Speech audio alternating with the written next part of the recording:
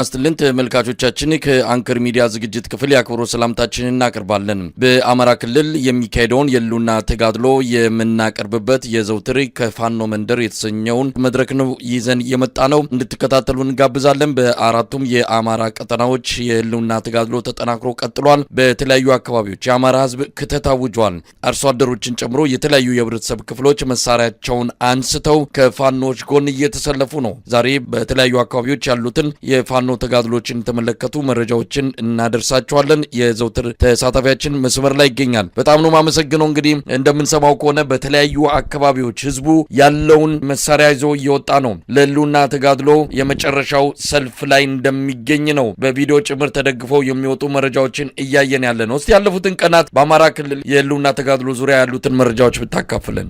በአማራ አራቱም ቀጠናዎች አካባቢ አሁንም የውጊያ ቀጠናዎች ሰፍተው በሰፊው ውጊያ እየተደረገ እንደሚገኝ መረጃዎች ዛሬ ደርሰውናል። በበርካታ አካባቢዎች የአገዛዙ ጦር በበርካታ ክፍለ ጦሮች እና ኮሮች ታጅቦ በመድፍ በዙ 23 እና ቻይና ሰራሽ ሞርተሮችን በመጠቀም በርካታ የፋኖ ይዞታዎችን ለመንጠቅ እንቅስቃሴ አድርጎ ነበረ። ነገር ግን የፋኖ ኃይሎች በመልሶ ማጥቃት በአንዳንድ ቦታም ቀድመው ቦታ በመያዝ የመጣውን ኃይል በጣም በከፍተኛ ደረጃ እየመቱት ይገኛሉ። በተለይ በትናንትናው ዕለት በምዕራብ ጎንደር የአማራ ፋኖ ብሔራዊ ኃይል ሰሜን አማራ ቀጠና ደጃዝማች አራተኛ ኮር በመተማ ወረዳ ሽመለ ጋራ ቀበሌ ከቀኑ 9 ሰዓት ጀምሮ ሆርጃሙስ ተብላ በመጠቀሰው ቀበሌና ክሬቸርና ደሎሎ ቁጥር 1 መውጫ አዲስ ዓለም አካባቢ በሶስት አቅጣጫ የመጣውን የአገዛዙን ጦር ጠንካራ ጥቃት በመፈጸም ከፍተኛ ሰብአዊና ቁሳዊ ክሳራ እንዳደረሱበት ለማወቅ ተችሏል። ከ6 ክፍለ ጦር የተወጣጣ የበላይ እዝ አራተኛ ኮር ሰራዊት በወሰደው የተሳካ ማጥቃት ከ100 በላይ የአገዛዙ ጨራሽ የተባለ የኮማንዶ ኃይል መደምሰሱንና በዚህም በተደረገው ውጊያ ከ55 በላይ የአገዛዙ ጦር ቁስለኛ ማድረጋቸውንና በተጨማሪም ሲጓጓዝ የነበረ ወታደራዊ ተሽከርካሪ በተዘነዘረበት ማጥቃት ከፍተኛ ጉዳት እንደደረሰበት ለማወቅ ተችሏል። በዚሁ አካባቢ በማዕከላዊ ጎንደር በለሳ ወረዳ ባጃ በምትባል የፋኖ ይዞታ ላይ የበላይ ዘለቀ በፈጸመው ማጥቃት በባጃ ከተማ ላይ ሰፍሮ የነበረው የአገዛዙን ጦር ምሽግ ደርምሰው በመግባት የአገዛዙን ጦር በመደምሰስ ጉዳት ካደረሱበት በኋላ ከተማዋን መቆጣጠር መቻላቸውንና በተደረገው ውጊያም ከ35 በላይ የአገዛዙ ጦር መደምሰሱንና ቁጥሩ ያልታወቀ ቁስለኛ በኦራል መኪና ጭኖ ቅርብ ወደሆኑ የወታደራዊ ካምፖች መሸሽ መቻሉን ለማወቅ ተችሏል። ይህ በእንዲህ እንዳለ በትናንትናው ዕለትም እንዲሁ በአለፋ ወረዳ የሚገኘው የአገዛዙ ጦር ከሻውራና አጸደ ማርያም ማለትም ከአለፋ ወረዳ ዋና ከተማ ሻውራ እንዲሁም አጸደ ማርያም ተብላ ከምትጠቀሰው በሁለት ክፍለ ጦሮችን በመያዝ እንዲሁም ከሰሜን አቸፈር ወረዳ ሊበን ከተማለች ወረዳ ከተማ ሌላ አንድ ክፍለ ጦር በማንቀሳቀስና ከቋራ ወረዳ ገለጎ ዋና ከተማ በመነሳት ከፋኖ ኃይሎች ጋር ይዞታን ለመንጠቅ ከፍተኛ እንቅስቃሴ ያደረገው የአገዛዙ ጦር በአድዋ ክፍለ ጦር በመልሶ ማጥቃት ከፍተኛ ጉዳት ደርሶበት ወደ ኋላ ማፈግፈግ መቻሉን ለማወቅ ተችሏል። ይህ በእንዲህ እንዳለ የአገዛዙ ጦር በምዕራብ ጎጃም ከባህር ዳር በቅርብ ርቀት የሚገኙ አፈሳና ናዳ ከሚባሉ ከተሞችን ለመቆጣጠር ከዲኮል አባይ ማለትም ከወተት አባይ ከተማና ከገርጨጭ ከተማ ወታደራዊ ምሽግ በመነሳት አፈሳንና ናዳን ለመቆጣጠር ያደረገው ጥረት የ102ኛ የአማራ ፋኖ ብሔራዊ ኃይል ምዕራብ አማራ ቀጠና የቴዎድሮስ እዝ የ102ኛ ኮር 22ኛ ክፍለ ጦር 1ኛ ሻለቃ እንዲሁም በዚሁ እዝ የ105ኛ ኮር 55ኛ ክፍለ ጦር የተውጣጣ አንድ ሻለቃ በጋራ በፈጸሙት የመልሶ ማጥቃት ወፈ ሰማይ የሆነ ሰራዊት ወደ ከተማዋ ለመግባት ጥረት ቢያደርግም እነዚህ ሁለት ሻለቃ ኃይሎች መጣውን ከፍተኛ ቁጥር ያለውን መከላከያ ሰራዊት መተው መመለሳቸውና በተደረገው ውጊያም መስመራዊ መኮንኖችን ጨምሮ በርካታ የአገዛዙን ጦር መደምሰስ መቻላቸውን ለማወቅ ተችሏል። በሌላ አቅጣጫ በሰሜን ወሎ አካባቢ በራያ ቆቦ የአገዛዙ ሪፐብሊካን ጋር የአውጃኖን ክፍለ ጦር ለመምታት ወደ ጮቤ በር የተንቀሳቀሰ ሲሆን እስከዛሬው ቀን ድረስ ከአላማጣ ተነስቶ ወደ ጥሙጋ የመጣውን ጦር በከፍተኛ መልሶ ማጥቃት ጉዳት እንዳደረሱበትና በተደረገው ውጊያም ከ50 በላይ የሪፐብሊካን ጋርድ አባላት እንደተመቱና ከዚህ ቁጥር ያልተናነሰ የአገዛዙ ጦር መቁሰል መቻሉና በርካታ ምርኮኞች መገኘታቸውን ለማወቅ ተችሏል። ይህ ጨራሽ የተባለው የሪፐብሊካን ጋርድ አባል ባይባዋ በተባለች አካባቢ ምስራቅ አማራ ኮር አንድን ለማጥቃት በዙ 23 እና በሞርተር ታጅቦ የመጣውን በመልሶ ማጥቃት ደምስሰዋል ሲል አስታውቋል። ከዚህም ከዛም ድጋፍ እንዳያገኝ ተደርጎ አሁን በዚህ ሰዓት በተደረገው ውጊያ ጥሙጋ ትምህርት ቤት ሸሽቶ በመግባት ራሱን እየተከላከለ እንደሚገኝ ለማወቅ ተችሏል። ይህ በእንዲህ እንዳለ በቆቦ ከተማ ዙሪያ የዞብላምባ ክፍለ ጦር ከአገዛዙ ጦር ጋር ባደረገው የሌሊት ውጊያ በተለይ ከራኢላና አጣዋ ጋራ በተባሉ ምሽጎች ላይ ጥቃት በመፈጸም የአገዛዙ ጦር ከምሽጉ እንዲወጣ በማድረግ ያንን አካባቢ መልሰው መቆጣጠራቸውን አስታውቀዋል። አሁን ዘግይቶ የደረሰን ዜና አፋባሃ ቴዎድሮስ እዝ የ105ኛ ኮር 66ኛ ክፍለ ጦር ዳንጉር የምትባለውን ከተማ ለመቆጣጠር የመጣውን የአገዛዙ ጦር በተለይ በ5ኛ ሻለቃ ተመታ መመለሷንና እንዲሁም በሌላ አቅጣጫ ከጃዊ ተነስቶ ወደ ደንቀስ ሲጓዝ የነበረ የአገዛዙ ጦር የደፈጣ ጥቃት ተፈጽሞበት ወደ ኋላ መሸሽ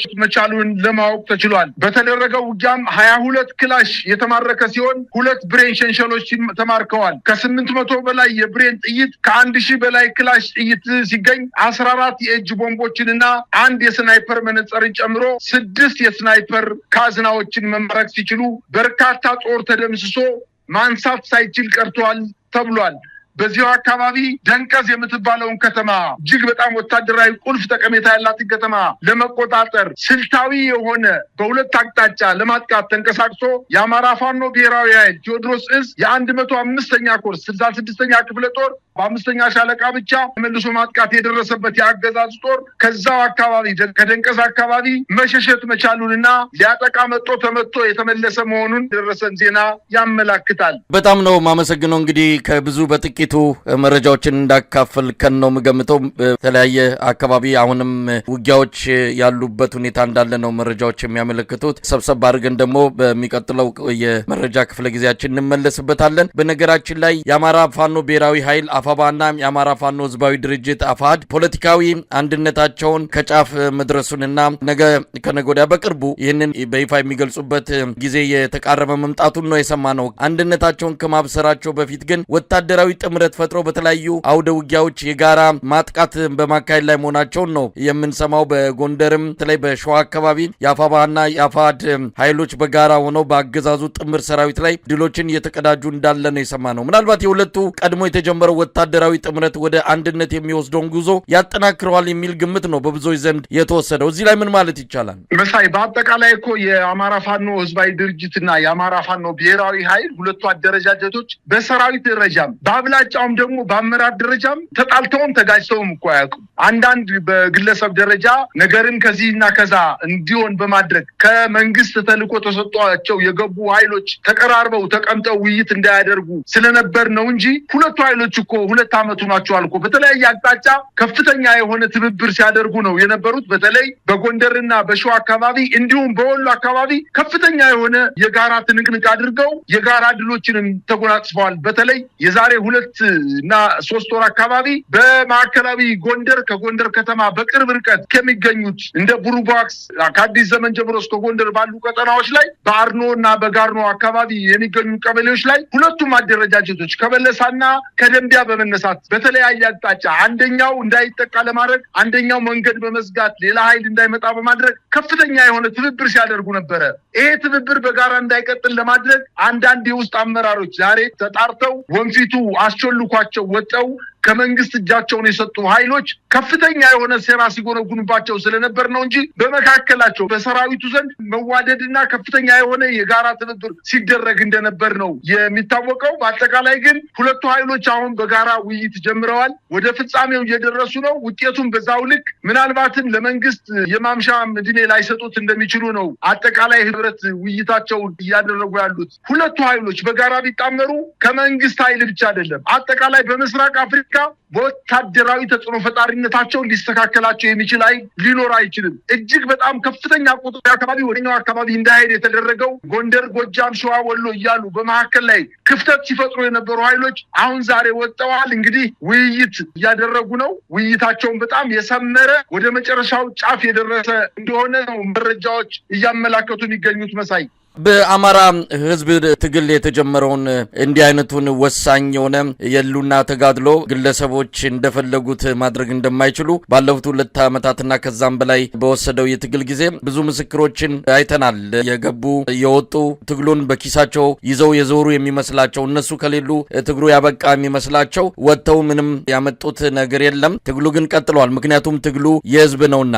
አርበኛ አስረስ ማረ ዳምጤ ይህን በተመለከተ አንድ አጠር ያለ ጽሁፍ በማህበራዊ ሚዲያው ላይ አካፍሎናል። በትክክልም አስረስ የጠቀሰው ነገር አለ። ትግሉ ብዙ ምዕራፎችን ተሻግሯል። ጥቂቶች ሆነ የጀመሩት አሁን ሚሊዮኖች በባለቤትነት የያዙት ትግል ሆኗል። አካባቢያዊና በሀገራዊ ብቻ ሳይሆን በዓለም አቀፍ ደረጃ እውቅና ያለው ስሙ እየተነሳ በተለያዩ አካላት የሚጠቀስ ትግል እንደሆነ ነው እየተገለጸ ያለው። ከዚህ አንጻር የአስረስንም እንደዚሁ ጽሁፍ መጥቀስ ይቻላል። በአጠቃላይ ትግሉ ተጠናክሮ እየተካሄደ ነው ያለው። ምናልባት የአፍሪካ ህብረትና ኢጋድ በአብይ አህመድ ቲያትር ውስጥ ተሳታፊ ሆነው ታሪካቸውንም የተቋቋሙበት መሰረትና መነሻ ሁሉ በመናድ በእንደዚህ አይነት አስቀያሚ ቲያትር ላይ መሳተፋቸው ነገ ከነገ ወዲያ እውነቱ ሲገባቸው የአማራንም ህዝብ የኢትዮጵያንም ህዝብ ይቅርታ ይጠይቃሉ ተብሎ ነው የሚጠበቀው። አፋዴን በተመለከተ አንድ የአቋም መግለጫ አውጥቶ ለሁለቱም አካላት ለአፍሪካ ህብረትም ለኢጋድም ልኳል።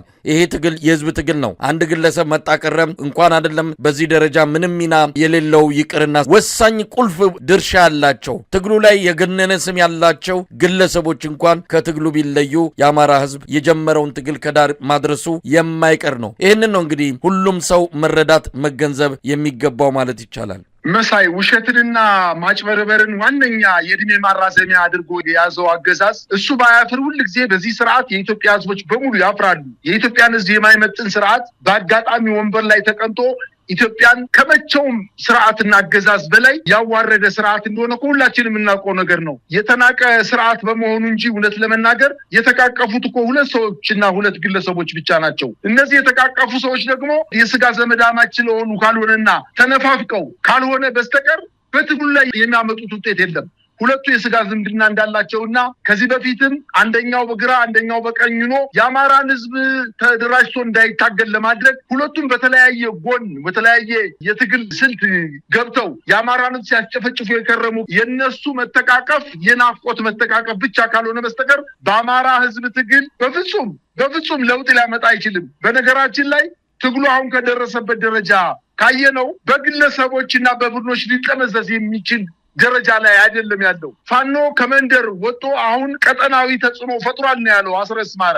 ቀጠናዊ ተጽዕኖ መፍጠር የሚችል ኃይል ደረጃ ላይ ደርሷል። አጠቃላይ የፋኖ ኃይሎች ከእንግዲህ በኋላ ተገፍተው የማይወድቁ እጅግ በጣም ተራራ ትልቅ ቋጥኝ ሳይሆን ተራራ ደረጃ ላይ የደረሱና የመንግስት ኃይል ደግሞ በየቀኑ እየከሰመ እየደከመ የመዋጋት ሞራሉ እየቀዘቀዘ እየጠፋ እየተተካም ቢሆን የመዋጋት ልምድ የሌለው ሰራዊት በአማራ ክልል ዶ የድሃ ልጅ እያለቀበት ያለ ትግል መሆኑን ነው የምናውቀው። ይሄኔ ነው ሄደን የፋኖ ኃይሎችን ባሉበት ደረጃ እንመታለን ብሎ እየተንቀሳቀሰ ባሉበት ቦታ ላይ የፋኖ ኃይሎች በሌላ አቅጣጫ ከዞን ከተማ አቅራቢያ የሚገኙ ወረዳዎች ላይ እየገቡ ከፍተኛ የሆነ ድል እየተጎናጸፉ እንደሚገኙና አንዳንዴም የመጣውን የመከላከያ ሰራዊት በመልሶ ማጥቃት ከ100 በላይ ያላነሰ አሁን ከአርማጭሆ እስከታች እስከ መተማ ድረስ ባለው ውጊያ የፋኖ ኃይሎች ጠንካራ ይዞታ እንደሆነ ይታወቃል። ይህን ይዞታ ለመምታት ያንን አካባቢ ሙሉ በሙሉ ለመቆጣጠር ከፍተኛ የሆነ ቁጥር ያለው ሰራዊት ይዞ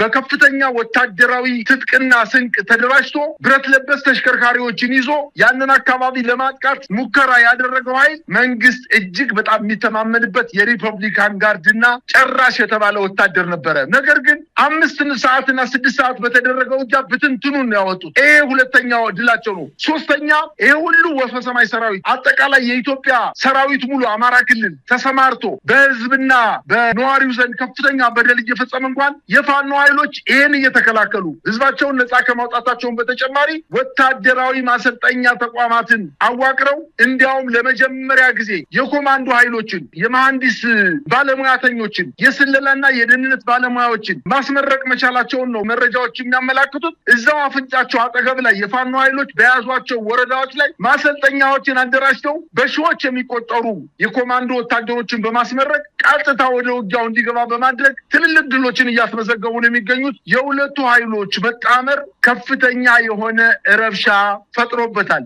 አንድ ግለሰብ መጥቶ የአፍሪካ ህብረት ደረጃውን ባልጠበቀ ሁኔታ ሁለት ወንድማማቾች ወይም ቤተሰቦች ተቃቅፈው ናፍቆታቸውን በሚወጡ ሰዓት ታዛቢው ነው መገኘቱ እጅግ በጣም ያሳዝባል። እንዲያውም ለመጀመሪያ ጊዜ ነው የሚባለው ይሄ ነገር ለመጀመሪያ ጊዜ እጁን የሰጠ ወታደር ወይንም እጁን የሰጠ አንድ ግለሰብ ተደራዳሪ ሆኖ ከመንግስት ጋር ሲቀርብ ይሄ በኢትዮጵያ ብቻ ሳይሆን በዓለም አቀፍ ደረጃም ተሰምቶም ታይቶም አይታወቅም። ከኋላው የተከተሉት ኃይሎች የሌሉት ከዚህ በፊትም ለበርካታ ጊዜ ከፋኖ ኃይሎች ተደብቆ አንዴ ሰሜን ወሎ፣ አንዴ ደቡብ ወሎ፣ አንዴ ደቡብ ጎንደር፣ አንዴ ሰሜን ሸዋ አካባቢ ሲንከራተት የነበረ ግለሰብ ዛሬ እጁን ሰጠ ተብሎ መንግስት ልክ እንደ ትልቅ ድል የኢትዮጵያን ሕዝብ ሊያታልል ሲሞክር ድል የጠማው ስርዓት እንደሆነ ነው መረጃዎችን እያየን ያለ ነው። በአጠቃላይ ግን ይሄ ነገር ነፋስ መጥቶ እንደሚበትነው ዳመና የአንድ ሳምንት ወሬ ከመሆን የሚዘል አይደለም ማለት ነው የምችለው። መሳይ እንግዲህ አስረስ ማረ ዳምጤ የአማራ ፋኖ ብሔራዊ ኃይል ሴንትራል ኮማንድ አባል የጻፈውን እንደው ለተመልካቾችም ብናካፍል ጥሩ ነው ብዬ ስላመንኩኝ ነው። የገጠምነው ጠላት የተሸነፈ ነው። ፖለቲካው የተምታታበት ከራሱ አልፎ ውሸትና ማጭበርበርን ለዓለም አቀፍ ተቋማት ጭምር ያስተማረ የሚያደርገው መላቅጦ የጠፋበት በህዝብ የተናቀ በዓለም ፊት ሞገስ ያጣ አገዛዝ ነው። ይህ ውጤት እንዲመጣ ላለፉት ድፍን 4 ዓመታትና ከዚያ በላይ በጠራ መስመር በጽናትና በድፍረት በመታገላችንና በማታገላችን ኩራት ይሰማናል። ከብዙ መስዋዕትነት በኋላ ይህንን ትግል ከግለሰቦች ተጽዕኖ አውጥተን የትውልድ አድርገነዋል። የአማራ ህልውና ትግል ማንም በኪሱ ይዞት የሚዞረው አጀንዳ አይደለም። የሆነ ቡድን ወይም ግለሰብ ሲፈልግ የሚያነሳው ሳይፈልግ የሚጥለው እንዳይሆን አድርገነዋል። የፋኖን እንቅስቃሴ ከመንደር አውጥተን የቀጠናው ተጽዕኖ ፈጣሪ ኃይል ማድረግ ችለናል። የአማራን ፖለቲካም ዓለም በአንክሮ እንዲያየው ማድረግ ተችሏል። የቀጠናውን ኃይሎች የማስተባበር ኃላፊነትን መሸከም የሚችል የአመራር ቋት በመፍጠር ላይ ነው። ድንጋይ ነክሰን ከነጣቂዎችና ከሰንጣቂዎች የጠበቅነውን ትግል ለባላደራው ትውልድ እናስረክበዋለን። መሪያቸው በጠላት ጫና በተሰደዱና መንግስታዊ መዋቅር በፈረሰ ጊዜም ጭምር ሀገር ያቆዩ የኢትዮጵያን ህብራዊ ማንነት ከቅኝ ገዢዎች የጠበቁ የአርበኞች ልጆች ነን ብሏል አርበኛ አስረስ ማረ ዳምጤ። ትልቅ መልእክት ነው በእውነቱ። በነገራችን ላይ የአማራ ህዝብ ቀደም ሲል በመግቢያ ላይ እንደገለጽኩትም አሁን ሆ ብሎ እየተነሳ ነው፣ እየተመመ ነው። ትልልቅ ኃይሎች እየተፈጠሩ ነው ያሉት። ፋኖች አሁን ጫካ ብቻ አይደለም የሚገኙት፣ በየከተማውም ህዝቡ ራሱን እያደራጀ ነው። ለማይቀረው የነጻነት የህልውና ተጋድሎ ከያሉበት የፋኖችን ጥሪ ሰምተው የአማራ ተወላጆች እየወጡ ነው። ቪዲዮዎች የሚያሳዩት ይህን ነው። በየቦታው ስልጠና እየተሰጠ ነው። ከምን ጊዜውም በላይ ፋኖ በጎንም ወደ ላይም ስፋቱን ቁመቱን እየጨመረ የመጣም ትልቅ የገዘፈ ኃይል እየሆነ መጥቷል። ስለዚህ የነ አፍሪካ ህብረትም የነ ኢጋድም እንዲህ አይነቱን አይናቸውን ጨፍነው በአብይ ዜማ የመደነሳቸው የሰሞኑ ቲያትር ነገ ከነጎዲያ በግለሰብ ደረጃ እንደ ተቋምም የሚጠየቁበት ጊዜ የሚመጣ ይሆናል። ለማንኛውም የአማራ ህዝብ እየሰጠ ያለው ምላሽ እንዴት ማየት ይቻላል? የህዝብን አደራ ተሸክሞ የነጻነት ታጋይ የሚባል ደረጃ ላይ የደረሰ አመራሮች ፋኖ አሉት። በርካታ የአማራ እናቶች ወንድ ልጆችን ወልደዋል፣ ሴት ልጆችን ወልደዋል። ለህዝባቸው ታማኙ ነው ድንጋይ ተንተርሰው አደራጅተው ሰራዊት አቅም ገንብተው የአማራ ክልልን ህዝብ ነጻ የሚያወጡበት ጊዜ እየደረሰ እንደሆነ አሁን ከሚሰጠው መግለጫ ስናይ እውነት ተስፋ በጣም ትልቅ የአማራ ህዝብ ትልቅ ተስፋ ያለው ህዝብ እንደሆነ ነው ለማየት የቻልነው። እነዚህ ሰዎች ደልቷቸው አይደለም ድንጋይ ተንተርሰው ምናልባትም ያልበሰለ ነገር በልተው ገላቸውን ሳይታጠቡ ልብሳቸውን ሳይቀይሩ ከ20 እና ከ15 ኪሎ በላይ ትጥቅና ስንቅ ተሸክመው ለረጅም ጊዜ እየተጓዙ ከጠላት ድሮንና አረር ለማምለጥ በጫካ ውስጥ እየኖሩ አስፈላጊ ሲሆንም ደግሞ ወደ ከተሞች ገብተው ዘልቀው የህዝብን ብሶትና በደል ለመበቀል ከፍተኛ የሆነ ዘመቻ እያደረጉ ከጎናቸው በጣም የሚወዷቸው በአይን ቅጽበት ጓደኞቻቸው መስዋዕት እየሆኑ ለአማራ ህዝብ እነዚህ ናቸው ታጋይ የሚባሉት። የአማራ ክልል ትግል ልክ እንደ ኮለል እንዳለ የምንጭ ውሃ እየጠራ እየመጣ ቢሆንም አገዛዙ ከላካቸው ተላላኪ ባንዳዎች ውጪ አሁንም ትግሉ ሰኞ ተጀምሮ ማክሰኞ ያልቃል ብለው የራሳቸውን ፍላጎት ለማስፈጸም አብረው ተደባልቀው ትግሉን መስመሩ አቅጣጫውን እንዲስት ለማድረግ እንቅስቃሴ የሚያደርጉ አይጠፉ። እነዚህ ሰዎች አሁንም የፋኖ ኃይሎች በተለያየ ቦታ ግምገማ እያደረጉ ነው። ከህዝባቸው ጋር ውይይት እያደረጉ ነው። በህዝብ አስተዳደር ላይ ቀጥተኛ ጣልቃ ሳይገቡ ህዝብን ነጻ ባወጡት አካባቢ እየሰበሰቡ ህዝቡን አደራጅተው ምርጫ በማድረግ የራሳቸውን እዛ አካባቢ የሚኖረውን ህዝብ አመራር በመምረጥ በርካታ ቀበሌዎች እፎይ ብለው ማድረግ ጀምረዋል። ይሄ ነው እኮ ታጋይ ማለት። ህዝብን ከራስ በላይ አድርጎ ከህዝብ በታች ሆኖ የህዝብን ፍላጎት ማሟላት፣ ህይወትን መስጠት፣ መጠማት፣ መራብ፣ መራዝ ማለት ታጋይ ማለት ይሄ ነው። ስለዚህ በትግል ማዕከል ብዙ ውጣ ውረዶች አሉ። እነዚህን ውጣ ውረዶች ተሸክመው የገባቸው የነፃ አውጪ ታጋዮች ከፍተኛ ዋጋ እየከፈሉ አሁንም በሰፊው እየቀጠሉበት እንደሆነ ነው መረጃዎች የሚያመላክቱት። እውነት ለመናገር አሁን በበርካታ አካባቢዎች ላይ አሁንም ውጊያዎች በአዲስ መልክ ተቀስቅሰው የፋኖ ኃይሎች ከመልሶ ማጥቃት ወደ ሙሉ ማጥቃት፣ ከመልሶ ማጥቃት ወደ ሙሉ ማጥቃት፣ ከመከላከል ወደ ሙሉ ማጥቃት ተሸጋግረው በበርካታ አካባቢዎች ላይ በ20 እና በ30 በመቶዎች የሚቆጠሩ የመከላከያ ሰራዊት አባላትን መግደል፣ መማረክ እና ስቦ ማስከዳት ስልትን እየተጠቀሙ የመከላከያ ሰራዊቱን ልክ ቅንቅን እንደበላው አገዳ ባዶ እያደረጉት እንደሆነ ነው መረጃዎች የሚያመላክቱት። መንግስት ደግሞ እጅግ በጣም ተጨንቋል። አሁን የአፍሪካ ህብረትንም ይሁን የኢጋድ ወይም የምስራቅ አፍሪካ በይነ መንግስታት የትብብር ድርጅትን ይሁን ሌሎችንም የአውሮፓንም የአሜሪካንም አጠቃላይ የምዕራብ መንግስታትን አምጥቶ ያደራድር እሱ አይደለም። የአማራ ህዝብ ጥያቄ እሱ አይደለም። ትግሉ ወደፊት ይቀጥላል፣ ድልም ይገኛል በአጭር ጊዜ ውስጥ ማለት ነው የምችለው። መሳይ በጣም ነው የማመሰግነው። ያንተን ቃል ለመድገም ያህል ነው። ድሉ በአጭር ጊዜ ይገኛል። የህዝብ ትግል ነው። አብይ አህመድ የመጨረሻው መጀመሪያ ላይ ይገኛል። የሚያደርጋቸው ነገሮች ሁሉ የተስፋ መቁረጥ እንደሆነ እየታዘብን ነው። አቶ ታዬ ደንደዓ ላይ የ7 ዓመት ከ2 ወር እስራት የበየነው በሌላ በምንም አይደለም። ይካሄዳል የተባለው የኢሃፓ ስብሰባ በእጅ አዙር እንዲጨናገፍ ወይም ደግሞ እንዳይካሄድ ያደረገው አገዛዙ ነው። በአንድ ጎን ደብዳቤ አድርጉ የሚል ይሰጣል፣ በሌላ ጎን የሆቴሎቹን ባለቤቶች ጫና እየፈጠረ አዳራሽ እንዲከለክሉ አድርጓል። አብይ አህመድ በሐሳብም ሆነ በዲሞክራሲያዊ መንገድ የሚታገሉ ኢትዮጵያውያንን በሙሉ እስር ቤት እያስገባ በሩን እየከረቸመ ለጫካ ትግል፣ ለመሳሪያ ትግል ህዝቡን እየገፋ የሚገኝበት ሁኔታ ነው የተፈጠረው። የመጨረሻ ደረጃ ላይ ነው የሚገኘው። እንግዲህ አብረን የምናየው ነው። ፋኖ የትግሉን መሪነት ይዟል። ሌሎች ኃይሎችም አብረው ይህንን አገዛዝ ከስልጣን አስወግደው በኢትዮጵያ ሁሉም አሻራው ያረፈበት ዲሞክራሲያዊ መንግስት እንደሚመሰረት ምንም ጥርጥር የለውም።